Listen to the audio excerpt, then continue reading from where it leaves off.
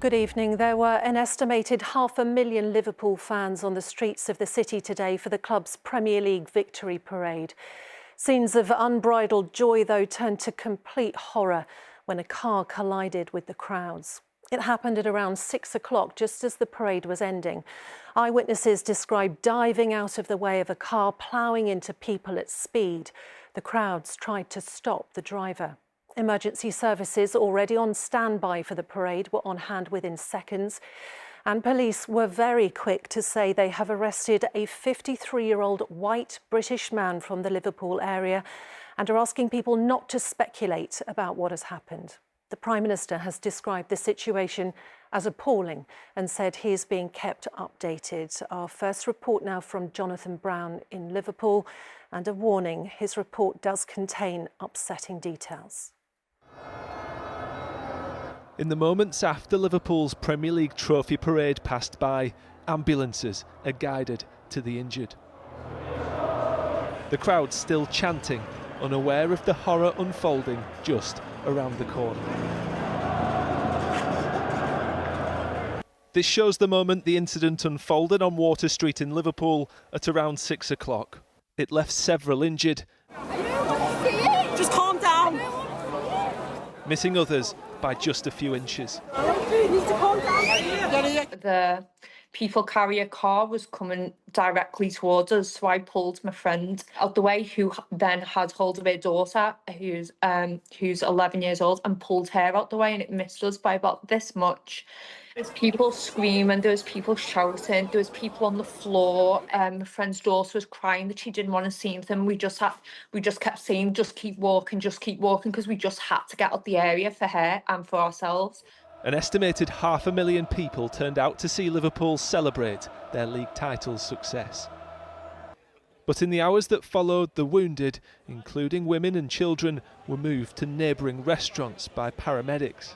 From left to right, the road was packed. We're like sardines walking up the road, and a car drove through. So you can imagine, people couldn't get out of the way on time, you know. We were only after moving out of the way, maybe 2-3 seconds before this, and sooner than we knew it, just straight through we went, and a couple of people, the car into reverse, going back over people, and continued on down. The car lifting up because of the people underneath it.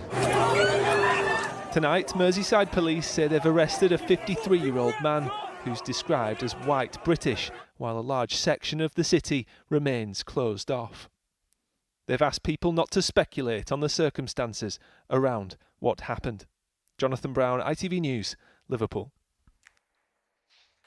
Well, the attack took place right in Liverpool city centre. The car struck a still unknown number of pedestrians on Water Street. Crowds had gathered there to watch the parade along the Strand as it headed towards its endpoint on Blundell Street. Well, the police have released only basic information at this point, but more is expected soon. Victoria Grimes is in Liverpool for us, where they'll be giving a press conference later tonight. Victoria, can you summarise what they've said so far and what you've seen yourself? Well, that press conference is due to begin at around about 10:30. We're in the Cunard building right on the waterfront in the city centre. So, as you said, that there are sketchy details so far, but what we do know is police have told us that they were called at around 6 o'clock to reports of a car colliding with a number of pedestrians on Water Street in the city centre. They said that the car stopped at the scene, and they confirmed that they've arrested a 53-year-old white British man who was from the Liverpool area, and at the moment, their inquiries are ongoing, but there will certainly be a lot of people here and everywhere who want to know more details about what happened and how it happened. Now, just to give you a bit of context, we were one of the first crews at the scene there tonight, one of the first news crews. Water Street leads from the Strand, the main road that the bus parade had been passing down. So at that time, it was absolutely packed full of people.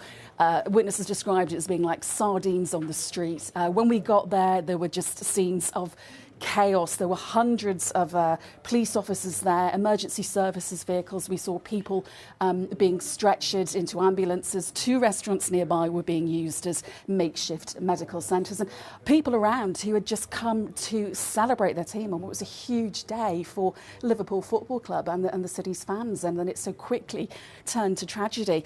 Well, we have heard from Liverpool Football Club. They say that their thoughts and prayers are with everybody affected, and they say that they are working and will continue to support the emergency services and local authorities. OK, Victoria, for now, thank you very much. Well, we don't yet know how many, but it is clear that there were multiple casualties in this incident, and some of them were transported to the Royal Liverpool Hospital, where Katie Walderman is for us. And Katie, has any information been released there? Yeah, we're still waiting for information, but as you said, I'm here at the Royal Liverpool University Hospital, which is just on the outskirts of Liverpool city centre and around a mile away from where that incident happened earlier this evening on Water Street. Now, we know there were a number of casualties, but we still don't know how many people were injured, and we still don't know the extent of those injuries. But given the close proximity of the hospital here to where the incident happened, presumably a number of people would have been brought here. Tonight, the hospital has released a statement saying they are asking worried members of the public not to call and not to ask about loved ones. They say that they will be in touch with next of kin. Their statement says, following the incident in Liverpool city centre this evening, we know that many people are concerned about loved ones. Next of kin will be contacted, so please help us to manage the incident as best we can by refraining from calling our switchboard. But a worrying wait for those still trying to get hold of their loved ones tonight. Indeed. Katie, thank you. Well, let's turn next to our global security editor, Rohit Katru. Rohit, what more do we know tonight? Well, 4 hours on now, and as we've been hearing from our correspondents, there is still a great deal that we do not know. We don't know the number of injuries, the nature of the injuries.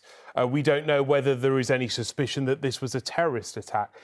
What we do know is that counter-terrorism officers are involved here. That's perhaps not surprising, given the nature of what happened. We have known and seen right here in the UK over the past decade the way that vehicle ramming has been used by terrorist groups.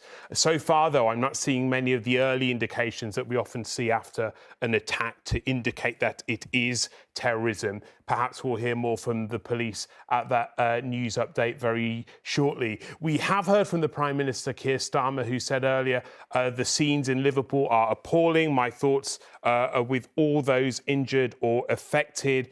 He went on to say, I'm being kept updated on developments and asked that we give the police the space they need to investigate. And that touches there on one of the themes that we've heard a lot of in the last 4 hours. Police keep telling people not to speculate. They said, unusually, in the aftermath of the attack, that they had arrested a 53-year-old white British man.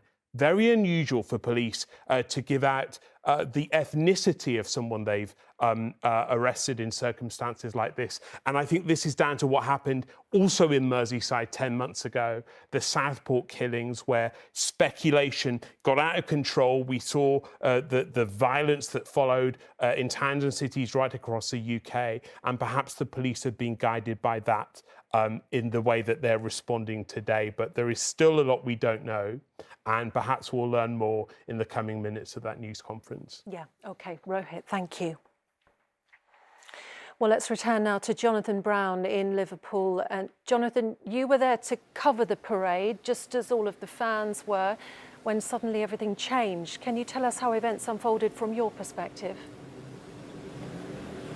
Well, this all happened basically across the street from where I'm standing. We were one of about half a dozen media crews that were filming what was supposed to be a celebratory parade, but that all changed quite quickly when we were suddenly ushered indoors and told to lock the doors. It was only in the minutes that followed that the seriousness of what had occurred really became apparent. From one of these balconies, we could actually see one of the victims of this incident receiving CPR from paramedics. This is a day now that people here will unfortunately remember for the wrong reasons.